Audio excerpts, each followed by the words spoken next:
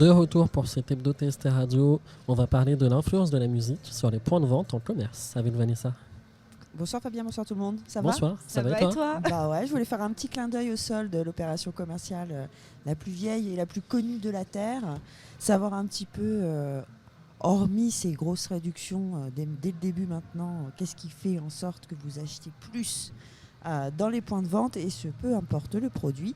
Donc effectivement, comme tu l'as dit Fabien, la musique en point de vente, quelle influence sur le comportement des consommateurs? Donc comme on l'a tous remarqué, nos auditeurs également, la majorité des lieux de vente diffusent de la musique, comme ici par exemple au Doc 76 et ses fameuses playlists. Alors pourquoi? La raison est simple, on l'aura tous compris. Il est reconnu depuis les années 50 par de nombreuses études marketing que la musique influence l'état psychique du client et modifie son comportement en magasin. Donc ensemble, nous allons observer un petit peu plus près ce que fait la musique et pourquoi la musique est un facteur d'influence et comment les enseignes, ces diaboliques enseignes de capitalisme, s'en servent pour l'optimiser et nous faire acheter toujours un petit peu plus. Même si les temps changent aujourd'hui en 2024 quand même. Oui, mais les comportements, non. Mais la base reste toujours le bien capitalisme ancrée. Toujours là. Donc tout ça, ça s'appelle comment? Ça s'appelle du marketing sensoriel. On connaît notamment l'odorat. Je ne sais pas si à Rouen il n'y a pas eu de boutique comme ça, mais la fameuse marque Abercrombie Fitch, où toutes les boutiques du monde entier avaient la même odeur, le même parfum. Je l'ai même acheté moi il y a plus de 10 ans, tellement c'était une odeur mais qui renvoyait tout de suite à cette marque-là. Sinon, McDo avec les frites. Ou McDo et Subway avec les oignons. Les oignons. Ou Sephora. Oui, aussi. ou le graillon avec les kebabs. Alors ça, ils ne font pas exprès. C'est du marketing naturel. Donc on appelle ça, comme je vous l'ai dit, le marketing sensoriel. Donc on fait un focus sur l'ouïe, évidemment, avec la musique chez TST. Donc pour mieux comprendre la place de la musique in-store au sein d'une stratégie marketing, nous allons repartir de la base. Donc comment la musique est-elle devenue si importante et omniprésente? La musique est apparue progressivement depuis plusieurs dizaines d'années dans les lieux de commerce. Les études marketing sur l'effet de la musique sur nos comportements d'acheteurs ont démarré même dans les années 50, après la Seconde Guerre mondiale. C'était parti, on y allait, on voulait étudier le consommateur. Donc le marketing sensoriel a vraiment valorisé son rôle, donc le rôle de la musique. Pour ceux d'entre vous qui ne savent pas réellement ce que c'est, alors on va faire un petit focus sur l'aspect du marketing au cœur des préoccupations des entreprises. Et il faut savoir que c'est vraiment une préoccupation de toutes les entreprises et de toute taille. On peut parler des grosses multinationales, mais même le petit commerçant indépendant en centre-ville a un gros intérêt à passer de la musique et à payer sa SACEM aussi au passage. Alors, de nombreuses études neurocognitives et marketing ont mis en exergue l'influence significative de la musique sur les comportements des clients. À titre d'exemple et de référence, sachez que la musicothérapie peut être médicalement recommandée pour le traitement de la dépression, donc comme quoi il y a un réel effet sur notre cerveau. Une musique va plonger inconsciemment un individu dans un univers, donc celui de votre enseigne préférée ou au cœur de votre identité de marque. C'est-à-dire une musique, une marque, tout ça c'est travaillé pour que ce soit en parfaite adéquation. C'est grâce à cela que vous constaterez un impact sur les décisions d'achat et sur les comportements adoptés en magasin. Alors on va prendre un exemple très concret parce que ça c'est beaucoup de blabla marketing, mais concrètement, si vous possédez un supermarché italien, vous pouvez tenter de diffuser un jour des musiques italiennes et un autre jour de la variété française. Ça a été analysé tout ça et c'est vrai.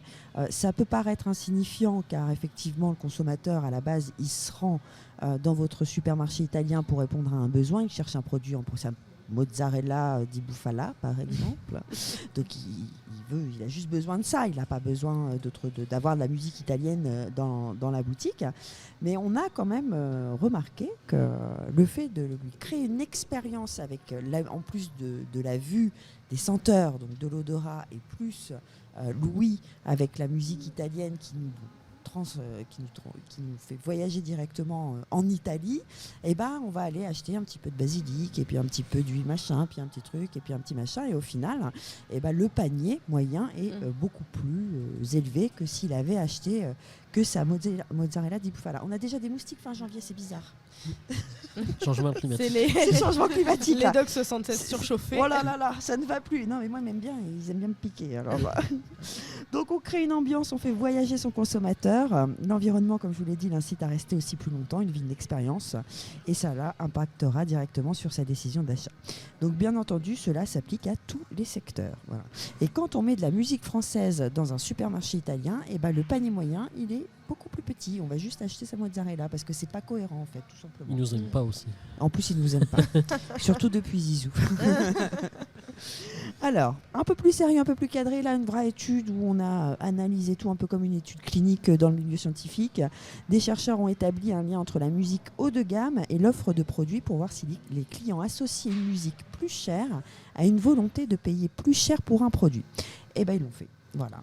C'est vraiment, ça crée des connexions cérébrales, musique plus chère, on va dire, type classique, très... J'allais te demander ce que tu attendais par musique voilà. plus chère. Je lis dans tes pensées. Plus luxueuse. Voilà, Non. exactement. Plus luxueuse, une musique un peu plus réservée à l'élite, tu sais, les gens... Plus bourgeoise. Ça, voilà. On parle bien ici. Genre du Vianney, quoi. Par exemple. Donc oui, ça fonctionne parce qu'en fait, ils pensent que du coup, les consommateurs pensent du coup que le produit est plus haut de gamme, tout simplement. Mais c'est assez simple, mais ça fonctionne à tous les coups. La musique qui ne correspond pas à l'image du produit peut entraîner une réduction des prix maximaux que les consommateurs sont prêts à payer, ont déclaré les chercheurs. Une autre étude réalisée en 1993, t'étais né ou pas ? Oui, 92. Ah, t'as fait un Ouais, petit je suis né. année. Oui. Puis toi ? Non. Ah non, moi non. Toi, Mais t'es né Guillaume, quand oui. Ah, Guillaume était né aussi. Peut-être ses parents ont été analysés. Waouh. C'est possible. Donc sur les achats des clients, des cavistes ont donné des résultats similaires. Les acheteurs ont dépensé plus en écoutant de la musique classique. On revient encore à le vin, la musique l'élégance. classique, l'élégance à la française et tout ça. Et puis le porte-monnaie qui va avec. Je serais curieux, quel genre de musique tu mettrais pour vendre du whisky, tiens. Ouais. Ça- Peut-être De la un peu- musique de jazz. ou de Ouais, peut-être, country. ouais. Ouais, tu Ouais, vois, jazz, ouais, un comme peu tu dans vas. ce... Non, ou de la musique Co- écossaise, de la cornemuse. Peut-être. Ah, Avec peut-être plus c'est pour pas la mal. bière. la musique de l'entrée de McGregor. Oui, par exemple. Donc les acheteurs ont dépensé plus en écoutant de la musique classique qu'ils n'ont dépensé en écoutant des tubes du top 40 de l'époque, parce que c'est le top 40. Voilà. Donc en d'autres termes, la musique peut fournir une occasion puissante d'influencer le comportement sans même que les clients s'en rendent compte. Voilà, c'est très subtil, c'est subliminal. Comme les jeunes générations sont de plus en plus adeptes du marketing, la musique demeure un moyen pour les entreprises et les spécialistes du marketing de rester subtils. C'est-à-dire qu'ils manipulent, mais tu le vois pas trop, quoi. Et donc voilà, ça te permet surtout de créer un lien direct entre un titre musical et une marque.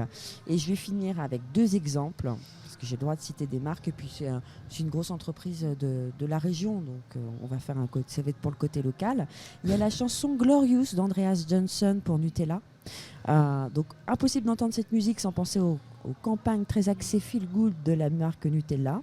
Au fur et à mesure des années, elle a contribué à construire l'identité de la marque. Elle est sortie en 1999. Le titre Glorious est une chanson du Suédois Andreas Johnson, comme je vous l'ai dit. Il est issu de son album Liebling.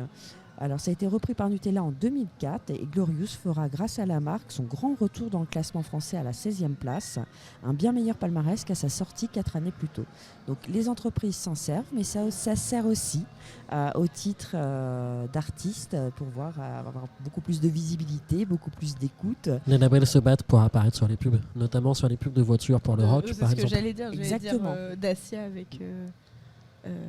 non, si avec le Duster Dacia. Peut-être. Wanna be the Duster. Mais oui, il y a plein de Bah voilà, de tu te souviens de la chanson. voilà. mais- Voilà, on entend une chanson, tout de suite on pense à la marque. Ouais, c'est ça.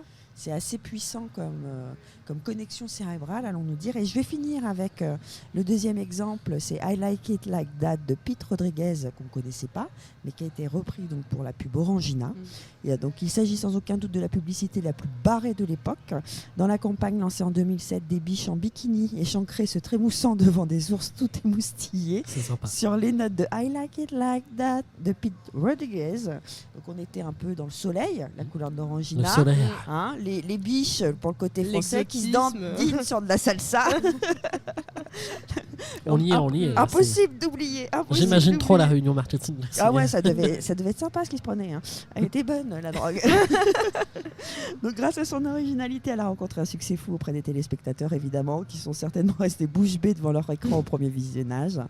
Donc, c'est dynamique, coloré, provoquant, mais surtout original. La campagne Orangina a su marquer les esprits en choisissant une musique qui correspondait parfaitement à son thème.